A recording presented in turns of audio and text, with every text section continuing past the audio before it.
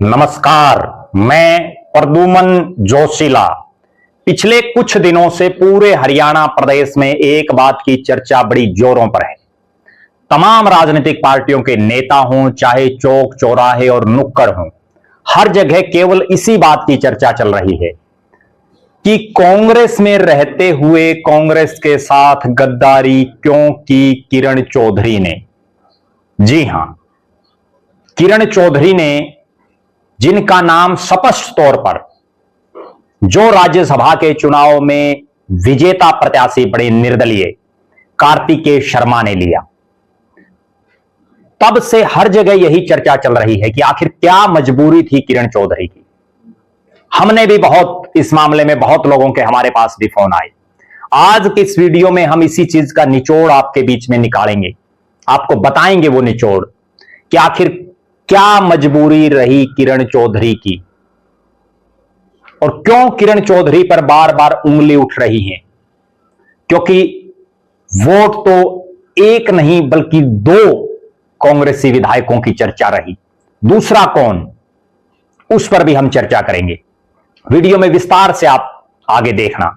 उससे पहले आप सभी दर्शकों से यह अनुरोध है कि YouTube पर हमारे चैनल को सब्सक्राइब करें, बेल आइकन घंटी का बटन अवश्य दबाएं, वीडियो को ज्यादा से ज्यादा शेयर करें, ज्यादा से ज्यादा कमेंट करें, YouTube पर हमारे चैनल को ज्वाइन अवश्य करें ताकि आपका हमें सहयोग मिलता रहे।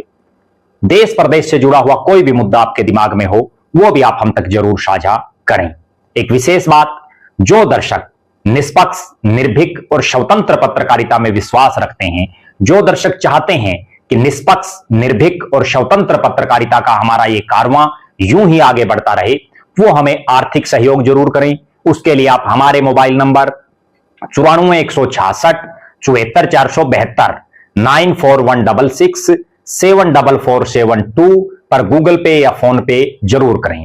गूगल पे, फोन पे करके उसका स्क्रीनशॉट लेकर इसी नंबर पर आप व्हाट्सएप कर दें। हमने खास मुहिम चलाई हुई है। जो भी दर्शक हमारे वीडियो को ज्यादा से ज्यादा शेयर करते हैं, हमारे वीडियो को अपने सभी व्हाट्सएप ग्रुपों में, अपने तमाम साथियों तक, सोशल मीडिया के विभिन्न प्लेटफॉर्मों पर शेयर करते हैं, कमेंट करते हैं, उनका नाम हम अपने वीडियो में लेते हैं। और उसके लिए आपको करना केवल इतना है कि वीडियो को ज्यादा से ज्यादा शेयर करके उसका स्क्रीनशॉट लेकर हमारे मोबाइल नंबर 94 166 74 472 94166 74472 पर आप व्हाट्सएप कर दें। अब मैं आपको जो बात बता रहा हूं वो बात बड़ी चौंकाने वाली है।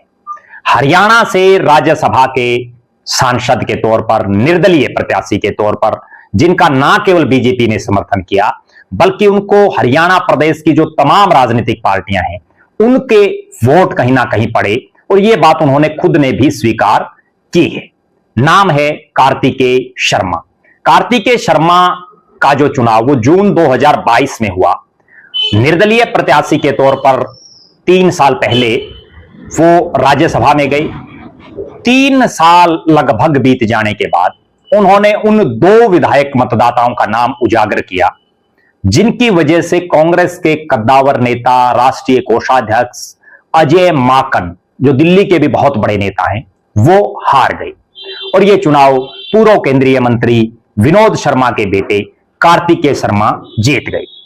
उन्होंने जिन 2 विधायकों का नाम लिया, एक विधायक का पहले से सबको मालूम है और वो विधायक हैं कुलदीप बिश्नोई, जो उस समय कांग्रेस के विधायक थे। उन्होंने राज्यसभा के चुनाव में कार्तिकेय शर्मा को अपना वोट दिया। उसके तुरंत बाद उन्होंने कांग्रेस भी छोड़ी, विधायकी से भी इस्तीफा दिया, बीजेपी में शामिल हुए, अपने बेटे भव्य बिश्नोई को बीजेपी की टिकट पर आदमपुर से चुनाव लड़वाया और उपचुनाव जिता करके पहली बार प्रदेश की सबसे बड़ी पंचायत विधानसभा में भिजवाने में वो कामयाब रहे। लेकिन दूसरा विधायक कौन, उस पर सबकी निगाहें थी और पिछले 3 सालों से यह मामला बड़ी चर्चा में था। खुद कार्तिकेय शर्मा ने यह स्वीकार किया कि वो दूसरा विधायक कोई और नहीं बल्कि कांग्रेस में वर्षों से चौधरी भूपेंद्र सिंह हुड्डा और उनके बेटे दीपेंद्र हुड्डा के खिलाफ मुखर होकर के राजनीति कर रही, बिना नाम लिए जो राजनीति कर रही किरण चौधरी का उन्होंने बताया। किरण चौधरी चौधरी बंसीलाल के छोटे बेटे सुरेंद्र सिंह की धर्मपत्नी हैं। दिल्ली कैंट से विधायक रही हैं, दिल्ली विधानसभा की डिप्टी स्पीकर रही हैं, वहां से चुनाव हारी भी हैं। अपने पति चौधरी सुरेंद्र सिंह के एक हेलीकॉप्टर क्रैश में आकस्मिक देहांत के बाद हरियाणा की राजनीति में आई। हरियाणा की राजनीति में सक्रिय रूप से आने से पहले जो एक बहुत गजब जो बात है वो ये है कि 2004 में किरण चौधरी को राज्यसभा का प्रत्याशी बनाया गया था कांग्रेस के द्वारा। कांग्रेस और हवीपा, हरियाणा विकास पार्टी, जो उनके ससुर चौधरी बंसीलाल की पार्टी थी, जिसके सुप्रीमो चौधरी बंसीलाल रहे, उनकी तरफ से बहुमत था कांग्रेस और हवीपा के पास। हवीपा के 2 विधायक थे, कुछ निर्दलीय भी उनको सपोर्ट कर रहे थे। चुनाव से एन पहले उन निर्दलियों की सदस्यता रद्द कर दी गई। उसके बावजूद किरण चौधरी के पास बहुमत रहा। लेकिन जो अब अजय माकन के साथ बनी वही उस समय किरण चौधरी के साथ बनी। मैं इस वीडियो के माध्यम से आपसे यह बताना चाहता हूं कि अगर वो वोट वास्तव में किरण चौधरी का था, जो कार्तिकेय शर्मा खुद कह रहे हैं, भले ही आज किरण चौधरी ये कह रही हो कि प्रूव करके दिखाओ कि किसका वोट था, ये चीजें प्रूव नहीं हो सकती, सिद्ध नहीं हो सकती। लेकिन जिसको वोट डाला, जब वो खुद ये मान रहा है कि वो वोट किरण चौधरी का था, उन्होंने क्यों नहीं किसी और विधायक का नाम लिया? उस समय कांग्रेस के तो 30 विधायक थे, किरण चौधरी के इतर भी 29 और थे। क्यों नहीं किसी का नाम लिया? केवल किरण चौधरी का नाम उन्होंने क्यों लिया? और अगर वो वोट किरण चौधरी का था तो आप ये मान के चलिए कि किरण चौधरी ने 18 साल पहले उनके साथ जो दगा, धोखा और जो गद्दारी हुई, जिस एक वोट की वजह से वो राज्यसभा में पहुंचने से बच गई, जो वो 2004 में पहुंच जाती, और अगर 2004 में किरण चौधरी राज्यसभा में पहुंच जाती तो चौधरी बंसीलाल के परिवार का और किरण चौधरी का राजनीतिक सूर्य और ज्यादा तेजी से उदय होता। क्योंकि 2004 में डॉक्टर मनमोहन सिंह देश के प्रधानमंत्री बने, कांग्रेस का राज आया, और अगर किरण चौधरी एक सांसद के तौर पर, राज्यसभा सांसद के तौर पर देश की सबसे बड़ी पंचायत में बैठती, हो सकता है वो मंत्री भी बन जाती, क्योंकि चौधरी बंसीलाल का बहुत बड़ा नाम था और उनके परिवार से वो उस समय इकलौती वो सदस्य होती जो संसद के किसी भी सदन की सदस्य होती। लेकिन नहीं पहुंच पाई। उसके बाद हालात और परिस्थितियां ऐसी बनी कि उनके पति का देहांत हुआ, उनको सक्रिय राजनीति में आना पड़ा, विधानसभा का चुनाव लड़ना पड़ा। 18 साल के बाद वो दिन फिर से आया कि उसी तरह से एक वोट से किरण चौधरी के दिल्ली की राजनीति में धुर विरोधी रहे माकन परिवार यानी अजय माकन को हार का सामना करना पड़ा। और जो किरण चौधरी 2004 में राज्यसभा में जाती, वो किरण चौधरी 20 साल बाद राज्यसभा में जा सकी 2024 में। और वो भी तब जा सकी जब उन्होंने अपनी मूल पार्टी, वो पार्टी जो उन्होंने अपने पति और ससुर ने अलग पार्टी बना ली, उसके बावजूद वो कांग्रेस में रही। उस कांग्रेस को जब उन्होंने छोड़ा, तब जाकर के बीजेपी ने उनको राज्यसभा में भेजा और 20 साल बाद उनका वो सपना पूरा हुआ। अब यहां सबसे गौर करने वाली और सबसे सोचने वाली जो बात है वो ये है कि आखिर एक पार्टी में रहते हुए क्यों गद्दारी की किरण चौधरी ने? जैसा कार्तिकेय शर्मा ने कहा कि वो वोट किरण चौधरी का था, कुलदीप बिश्नोई ने वोट दिया। वोट देते ही उन्होंने बिल्कुल स्पष्ट तौर पर कहा कि मैंने कार्तिकेय शर्मा को वोट दिया है और पार्टी छोड़ दी। अगर किरण चौधरी ने यह वोट दिया है तो उन्होंने इतने लंबे समय तक इस बात को क्यों छिपाए रखा?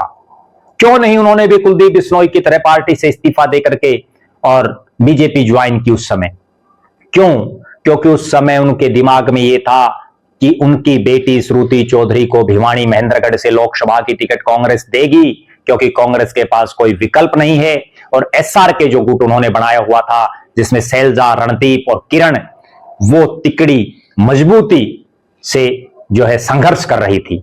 बहरहाल इस खुलासे के बाद निश्चित रूप से हरियाणा प्रदेश की राजनीति में एक भूचाल आ गया है। और यह एक ऐसा चुनाव भी था कार्तिकेय शर्मा का जिसमें ऐसा अनोखा चुनाव हरियाणा के इतिहास में कभी नहीं हुआ होगा, जिसमें तमाम राजनीतिक पार्टियों के नेताओं ने, निर्दलियों ने कार्तिकेय शर्मा को वोट दिया। चाहे किसी पार्टी से एक विधायक ने दिया, किसी से 2 ने दिया, किसी से 10 ने दिया, लेकिन तमाम राजनीतिक पार्टियों के विधायकों ने वोट दिया और कार्तिकेय शर्मा चुनाव जीतने में कामयाब हो गए। अब पूरे हरियाणा प्रदेश में इस बात की चर्चाएं हैं कि किरण चौधरी की बेटी श्रुति की टिकट क्यों कटी। अगर किसी एक विधायक ने भी गड़बड़ की हो, कोई छोटा मोटा नेता चुनाव नहीं लड़ रहा था, अजय माकन चुनाव लड़ रहे थे। मैं आपको एक बात और याद दिला देता हूं, हरियाणा में कांग्रेस के पास बहुमत था, उनका एक राज्यसभा का सदस्य पक्का जीतना था। रणदीप सिंह सुरजेवाला हरियाणा से चुनाव लड़ने की तैयारी में थे, लेकिन उनको भी यह आभास था कि कोई ना कोई विधायक गड़बड़ कर सकता है। उनको हुड्डा खेमे के विधायकों से भय था किसी तरह से, और इसीलिए वो राजस्थान गए। उन्होंने राजस्थान से राज्यसभा का चुनाव लड़ा और यहां कांग्रेस ने अपने राष्ट्रीय स्तर के नेता अजय माकन को टिकट दिया ताकि अजय माकन के नाम पर सब सहमति जता सकें। लेकिन कुलदीप बिश्नोई ने तो इसलिए वोट नहीं दिया अजय माकन को क्योंकि उनको पार्टी ने प्रदेश का अध्यक्ष नहीं बनाया था, वो पार्टी से खफा चल रहे थे। दूसरी तरफ किरण चौधरी ने उनको एक टीस तो इस बात की थी कि अजय माकन उनके धुर विरोधी रहे हैं राजनीतिक रूप से, और दूसरी टीस उनको कहीं ना कहीं अपने 2004 के चुनाव की भी रही, जिस पर उन्होंने अपनी एक प्रेस कॉन्फ्रेंस के माध्यम से यह बाकायदा कहा कि 2004 में वो जिस तरह से हारी, उनको आज तक नहीं समझ में आया कि वो किस विधायक की ने गड़बड़ की थी। लेकिन बहरहाल कार्तिकेय शर्मा के इस बयान के बाद हरियाणा प्रदेश की राजनीति में भूचाल आ गया है, और यह भूचाल अभी थमेगा नहीं, क्योंकि लगभग 8 महीने के बाद हरियाणा में फिर से राज्यसभा की 2 सीटों के लिए चुनाव होना है। कांग्रेस के पास बहुमत है, एक सदस्य वो जितवा सकते हैं, लेकिन फिर से वही भय है, वही डर है कि कहीं कांग्रेस के इस बार 7 या 8 विधायक गड़बड़ ना कर दें, क्योंकि ऐसा पहले भी एक बार हुआ था जब सुभाष चंद्रा और आर के आनंद, जो सुप्रीम कोर्ट के बहुत बड़े वकील हैं, फरीदाबाद लोकसभा से लोकसभा का चुनाव भी लड़ चुके हैं। आर के आनंद इंडियन नेशनल लोकदल और कांग्रेस के समर्थित प्रत्याशी के तौर पर चुनाव लड़ रहे थे, तब बहुत से विधायकों ने गड़बड़ की थी, और सुभाष चंद्रा जी न्यूज के जो मालिक हैं, जी टीवी के हिसार के रहने वाले सुभाष गोयनका, वो बीजेपी के प्रत्याशी के तौर पर चुनाव जीत गए थे। असंभव जीत थी उनकी। अब देखना यह है कि जिस तरह से किरण चौधरी ने, जो कार्तिकेय शर्मा कह रहे हैं उनके मुताबिक उन्होंने वोट दिया, इसका मतलब पार्टी से गद्दारी की। प्रदेश की जनता को भी यह समझना चाहिए, पार्टियों को भी यह समझना चाहिए कि जो नेत्री या जो नेता अपनी पार्टी में होते हुए उस पार्टी का नहीं हो सकता, तो वो पार्टी बदलने के बाद दूसरी पार्टी का लॉयल कैसे बन करके रह सकता है। आप दर्शक भी जरूर कमेंट करें, आप बताएं कि क्या किरण चौधरी ने जो अजय माकन को वोट दिया या नहीं दिया, उस पर आपकी क्या राय है। आप जरूर कमेंट करें किरण चौधरी का राजनीतिक भविष्य आप कैसे देख रहे हैं। आप यह भी कमेंट करें कि अगला जो राज्यसभा का चुनाव होना है फरवरी 2025 में, उसमें क्या कांग्रेस के कोई विधायक फिर गड़बड़ कर सकते हैं। हमारी नजरें इस पर बनी रहेंगी। आप लगातार हमारे साथ बने रहें। हमारे फेसबुक पेज को लाइक और फॉलो करें, यूट्यूब पर चैनल को सब्सक्राइब करें, बेल आइकन घंटी का बटन अवश्य दबाएं, वीडियो को ज्यादा से ज्यादा शेयर करें, ज्यादा से ज्यादा कमेंट करें। जो दर्शक आर्थिक रूप से सक्षम हैं वो हमें आर्थिक सहयोग करें। बहुत बहुत धन्यवाद। आपका अपना प्रद्युमन जोशीला।